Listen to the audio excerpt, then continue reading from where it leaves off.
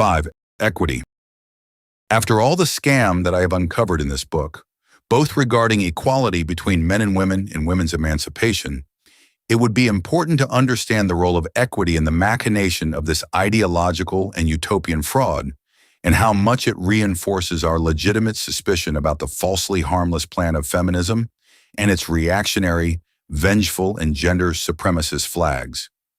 Apart from camouflaging the institutional idea, that considers women better than men, hidden behind the idea that men and women are equal, and whitewashing and absolving of responsibility the toxic behavior of women for not having made the proper use of the power that was given to them through the rights they've gained in order to fight for their emancipation. Women are still rewarded in our societies by being placed in positions within the state structure and in the private business sector, for which they are not qualified or prepared to perform their duties, the so-called equity. Equity that is rewarding without merit thus proves that women's emancipation is a fraud, once that it, that is, emancipation, presupposes two things. A, on the one hand, it presupposes rewarding people for their effort and not rewarding them without any effort. The concept of emancipation, by presupposing the realization of a personal life project and the accountability of the individual's freedom to aim that life project, it implies rewarding effort in circumstances where people succeed and never in situations where people fail, and much less in circumstances where there is no effort at all to achieve that success, and therefore completely ruling out the possibility of rewarding someone for something they did not do, as it happens with equity. B, on the other hand, equity, that is, rewarding without merit, proves that women's emancipation is a facade, also because it, that is, emancipation, presupposes women's independence from people and institutions, and not just from their husbands, which with equity is demonstrated not to happen.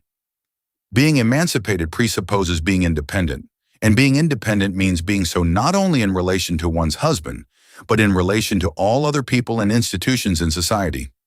However, today's women, who are considered emancipated, are dependent on everything and everyone. They are dependent on feminist organizations, which worship them and simultaneously victimize them. They are dependent on left-wing and centrist political parties and the way they legislate in their favor. They are dependent on the judicial system and the way it protects them to the detriment of men. They are dependent on the business world that hires them based on quotas rather than on merit/effort. They are dependent on the media, whose programming is designed exclusively for a female audience.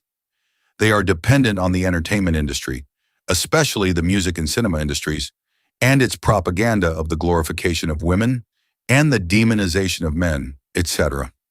And so, how is it possible to say that women are emancipated after establishing that they were not because they depended on their husbands, when today they depend on a large number of people and institutions for everything?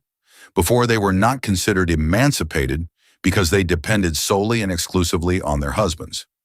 Now they are considered emancipated despite depending on a wide variety of people and institutions, wanting to convince us, our societies, that women can be considered emancipated despite depending on everyone else, as long as they do not depend on their husbands. Being emancipated means not depending on anyone for survival, neither on one's husband nor on other people or institutions. For women to be considered emancipated, it's not enough for them to be independent only from their husbands. They also must not depend on anyone else. They cannot be protected by feminists and other similar organizations, programmatically praised by the media, glorified by the entertainment industry, and supported by the state, especially at the social, labor, and judicial levels, and then want to be considered emancipated.